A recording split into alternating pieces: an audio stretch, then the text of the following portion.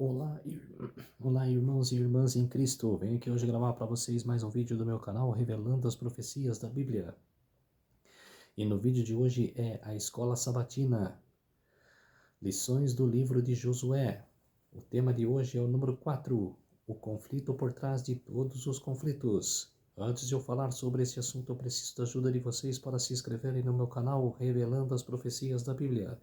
Deixe seu like, ative os sininhos de notificações para receberem o meu vídeo. Compartilhe com o maior número de pessoas que vocês puderem o conteúdo do meu canal. Preciso da ajuda de vocês. Vamos orar para fortalecer mais a nossa fé. Querido Deus e Pai, muito obrigado por este dia do Senhor que começou ontem ao pôr do sol e que termina hoje ao pôr do sol. 24 horas de adoração e louvor. Por isso, meu Deus, fique comigo nesses minutos e segundos que o Senhor estará comigo. Faça-me de mim o seu servo para apresentar essas lições maravilhosas da Escola Sabatina. Tudo isso agradeço e peço em nome do meu Salvador Jesus Cristo. Amém. Vamos lá, povo de Deus. Vamos com a lição. Vamos.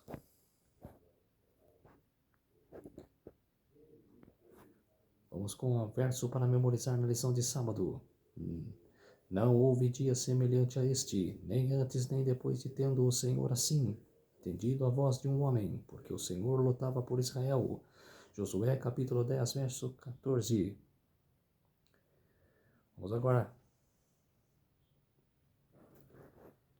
com a lição.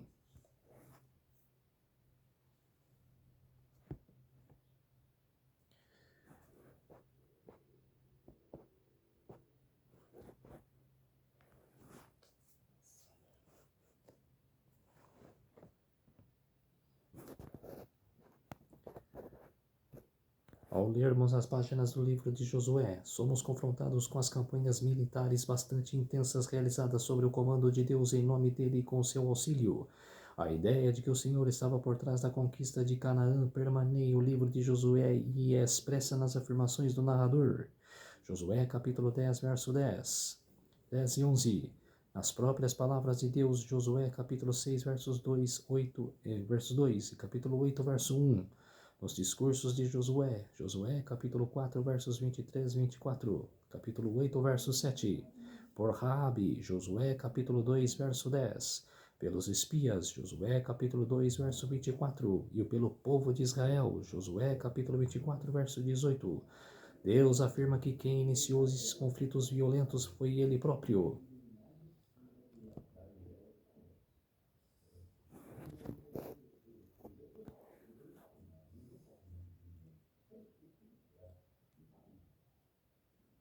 E essa realidade levanta perguntas inevitáveis. Como podemos entender que o povo escolhido de Deus realizou tais práticas nos tempos do Antigo Testamento? Como é possível harmonizar a imagem de um Deus guerreiro sem seu caráter de amor? Êxodo capítulo 34, verso 6 e Salmos capítulo 86, verso 15 e capítulo 103, verso 8 e capítulo 108, verso 4. Salmos, né?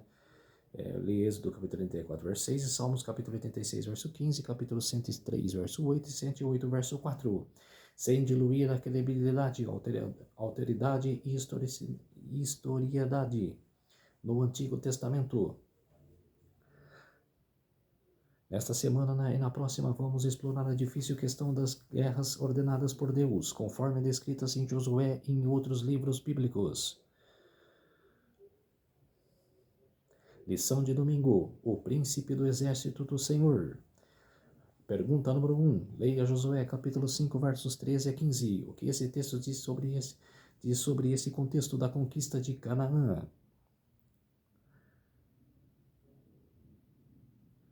Israel havia acabado de cruzar o rio Jordão e pisar no território do inimigo. Diante deles estava na fortaleza de Jericó, com seus portões completamente fechados. Josué capítulo 6, verso 1.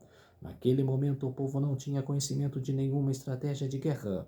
Mais preocupante ainda era o fato de que Israel contava apenas com as armas rudimentares como fundas, lanças e flechas para enfrentar uma cidade fortificada, preparada para resistir a um longo cerco.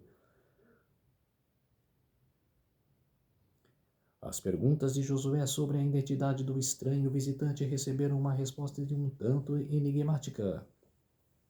Não sou nenhuma coisa nem outra. Josué capítulo 5, verso 14. A resposta do visitante revela que ele não estava disposto a se encaixar nas categorias definidas por Josué.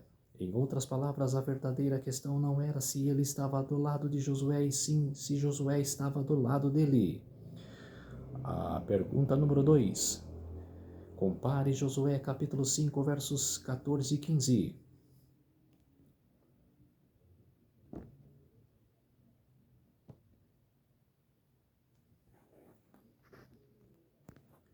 E 2 Reis, capítulo 6, versos 8 a 17, Neemias, capítulo 9, verso 6 e Isaías, capítulo 37, verso 16. Quem é o príncipe do exército do Senhor? Embora a expressão príncipe do exército do Senhor, Josué, capítulo 5, verso 14, ou comandante do exército do Senhor, ocorra somente nesta passagem do Antigo Testamento, a combinação dos termos príncipe e exército sempre se refere a um líder militar. Nas Escrituras, a palavra exército pode se referir a tropas militares, aos anjos e aos corpos celestes. O Cristo pré-encarnado apareceu a Josué não apenas como um aliado, não somente como o verdadeiro comandante do exército de Israel, como comandante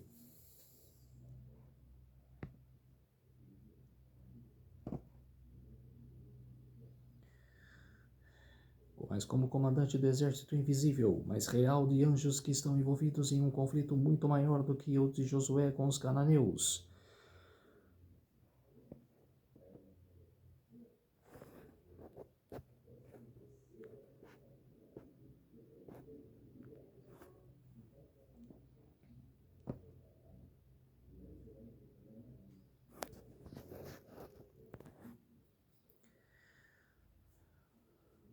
A resposta de Josué indica claramente sua compreensão da identidade do príncipe do exército. Ele é igual a Deus e por isso Josué se prostrou diante dele como sinal de profundo respeito e adoração. Josué capítulo 5, verso 14 e Gênesis capítulo 17, verso 3. 2 Samuel capítulo 9, verso 6 e 2 Crônicas capítulo 20, verso 18. Josué estava pronto para receber a estratégia de batalha para uma campanha militar que era parte integrante de um conflito muito maior do que o próprio Senhor dos Exércitos estava envolvido. Pergunta no rodapé: que conforto podemos e devemos obter sabendo que o príncipe do exército do Senhor está trabalhando em defesa de seu povo?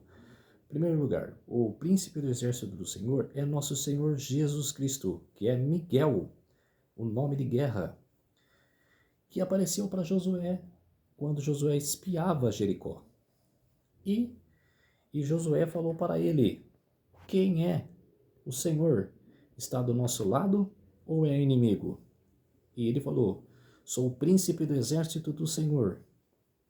E Josué se prostrou, porque sabia que era uma divindade e que era Deus. Príncipe do exército do Senhor quer dizer filho de Deus. Sempre com o rei. E sempre que o rei tinha um filho, o filho era chamado de príncipe. Então, por isso que Josué se intitulou como filho. Josué percebeu que ele era filho de Deus, mas não sabia que era Jesus Cristo.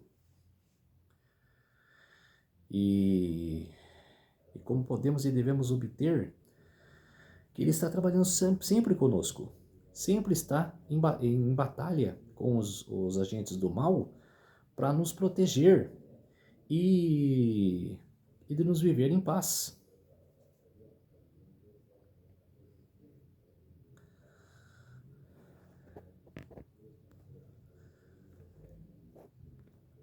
Lição de segunda-feira: Guerra no Céu. Pergunta número 3. Josué entendeu que aquela batalha era parte de um conflito muito maior. O que sabemos sobre o grande conflito no qual o próprio Deus está envolvido? Apocalipse capítulo 12, versos 7 a 9. Isaías capítulo 14, versos 12 e 14. Ezequiel capítulo 28, versos 11 a 19. Daniel capítulo 10, versos 12 a 14.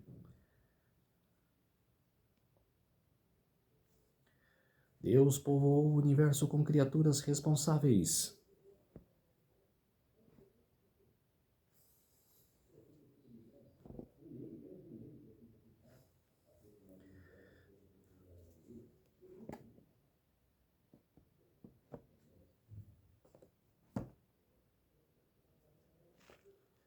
Deus povoou com criaturas responsáveis a quem deu o livre-arbítrio, um requisito indispensável para que exista o amor.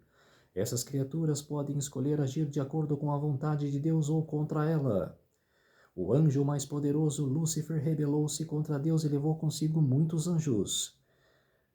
Isaías e Ezequiel se referem à origem desse conflito, embora alguns estudiosos tentem restringir o significado de Isaías 14 e Ezequiel 28 ao rei de Babilônia e um governante de Tiro. No entanto, existem vários indicadores claros no texto bíblico que apontam para uma realidade que vai muito além disso.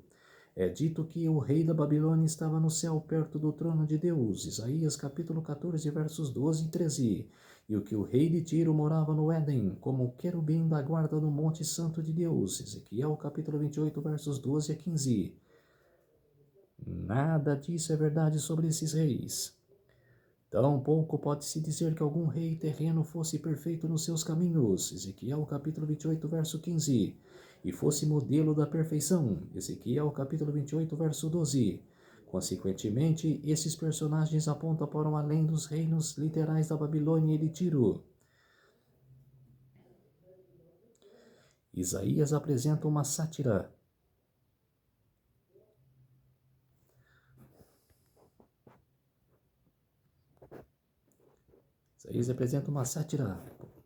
Isaías 14, verso 4. Ou parábola, em hebraico marshal, que transmite um significado que vai além do contexto histórico imediato.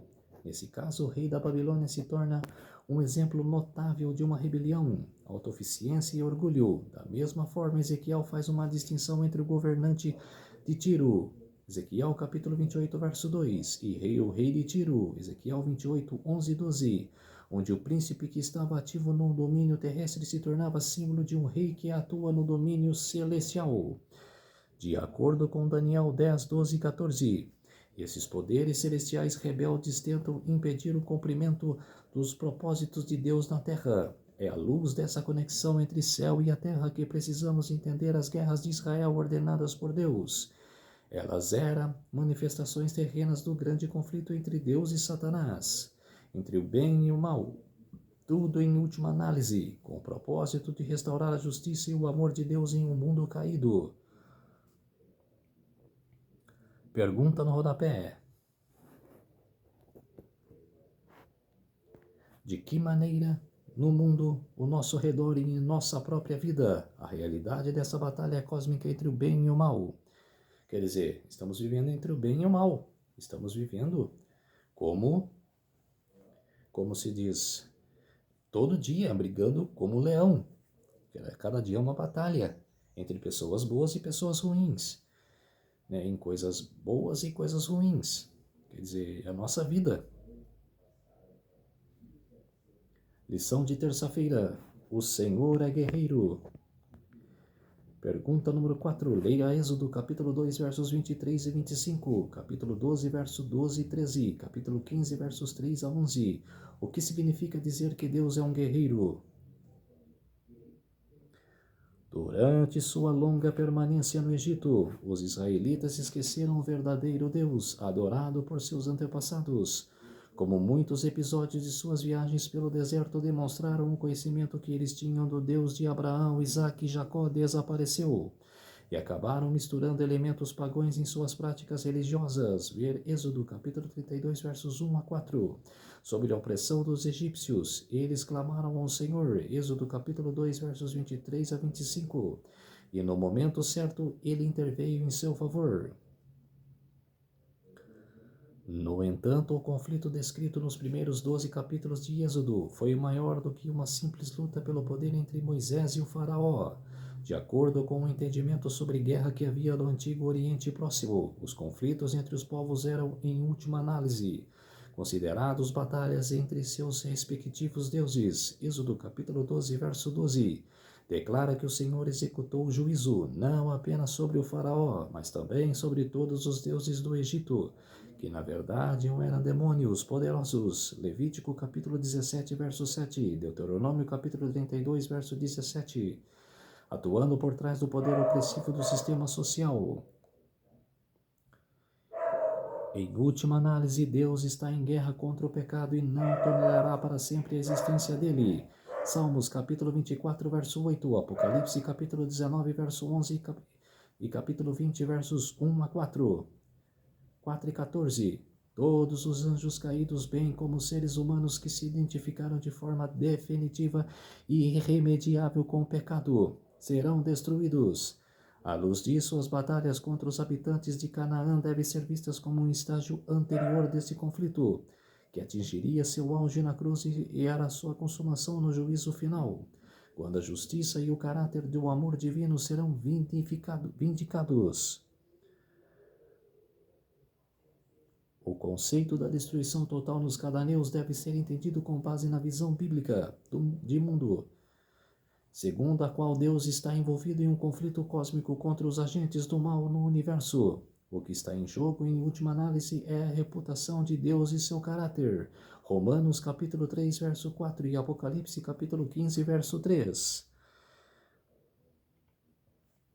Uma vez que o pecado entrou na existência humana, não há terreno neutro. Todos estão do lado de Deus ou do lado do mal. Portanto, à luz dessa realidade, a eliminação dos cananeus deve ser vista como uma prévia do juízo final. Pergunta no rodapé. Na realidade do grande conflito, só há espaço para dois lados. Como você sabe de que lado realmente está? Depende muito. Se eu estou do lado de Deus, vou estar do lado do bem. Se eu estou do lado de Satanás, vou estar do lado do mal. É simples. Vai da sua consciência e do seu agir. Lição de quarta-feira. O Senhor lutará por vocês. Pergunta número 5. De acordo com Êxodo capítulo 14, versos 13, 14 e 25, qual era o plano original e ideal de Deus a respeito do envolvimento dos israelitas na guerra? Naquele momento de crise, quando o povo de Israel foi forçado a um impasse físico, Moisés disse: não tenham medo, fiquem firmes e vejam o livramento que o Senhor lhes fará no dia de hoje, porque vocês nunca mais verão esses egípcios que vocês estão vendo. O Senhor lutará por vocês, fiquem calmos. Êxodo capítulo 14, versos 13 e 14.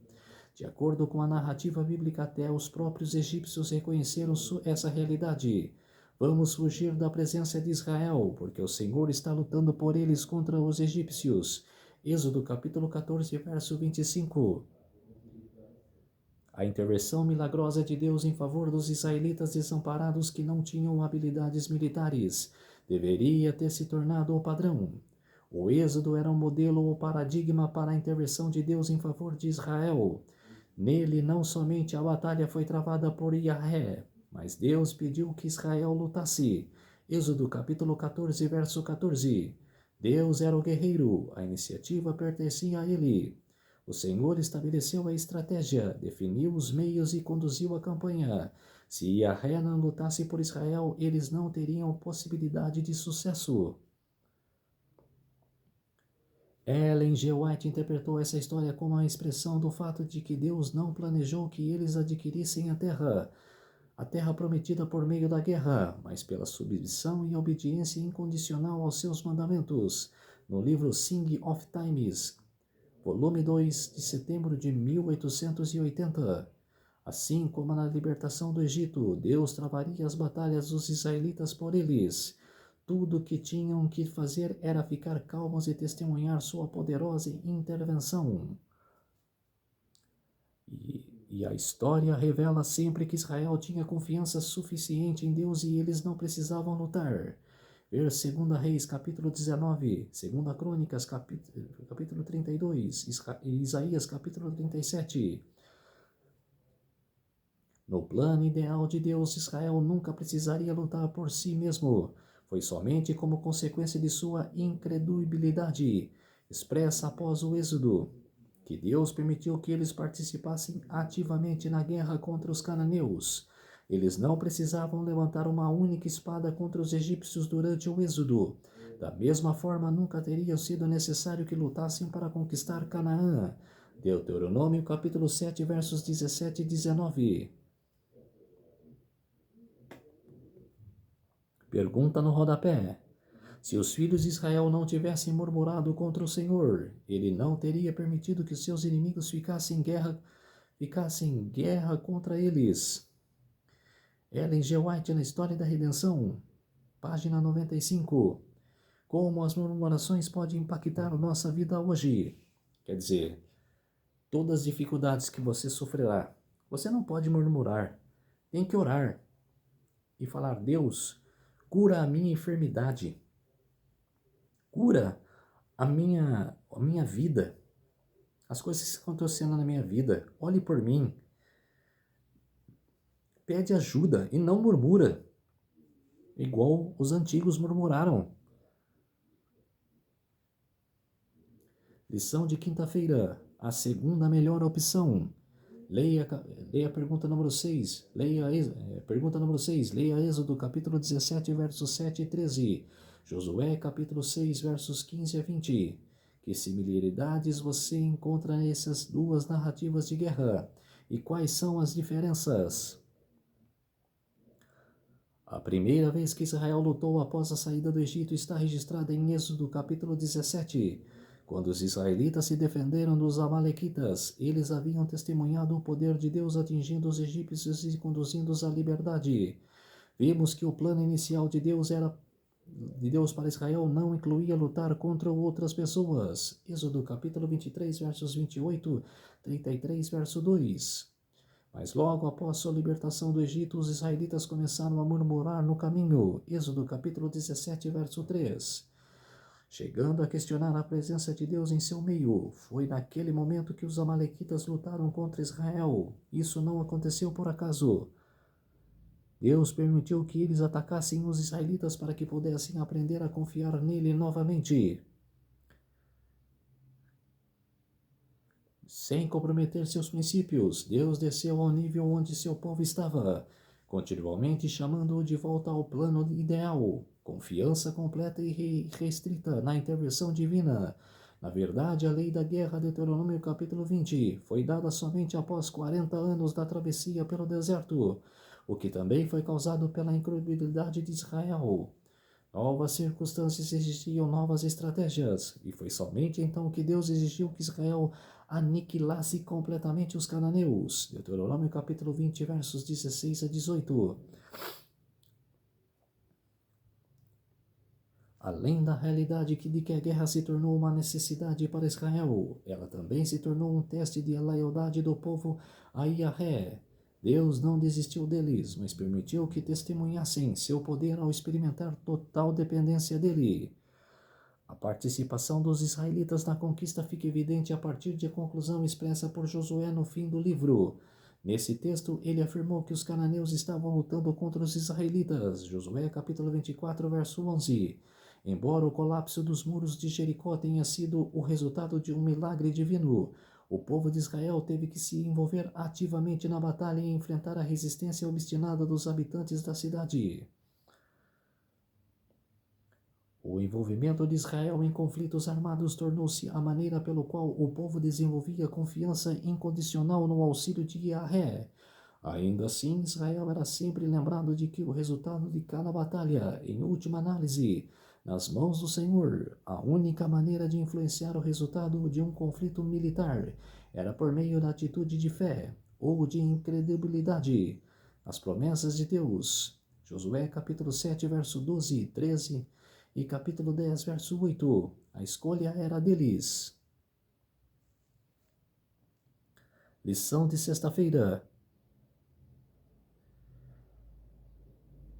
Estudo adicional. Quando a rebelião surgiu, Deus se viu com duas opções: ou abdicaria sua essência imutável e eterna, entregando o universo a uma criatura rebelde, ou seria o Pai justo e amoroso de todas as criaturas. Deus escolheu a segunda opção, e nesse caso o choque entre seu poder e as forças do mal era inevitável.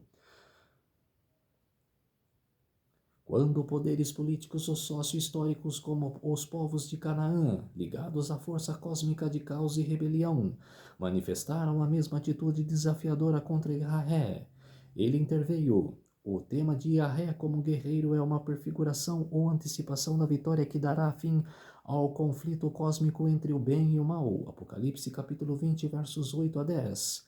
Além disso, as guerras divinas de Israel fazem parte desse conflito, servindo como prenúncio do juízo divino que ocorrerá no fim dos tempos. Deus havia-lhes dado o privilégio e o dever de entrar na terra de Canaã, no tempo designado por ele, porém, por causa de sua desobediência, essa permissão tinha sido negada.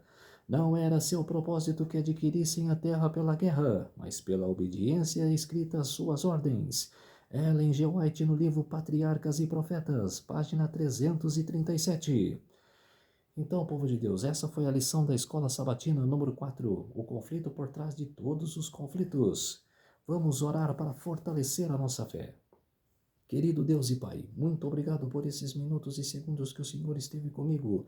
Fez de mim o seu servo para mostrar essa lição maravilhosa da Escola Sabatina. Tudo isso agradeço e peço em nome do meu Salvador Jesus Cristo. Amém.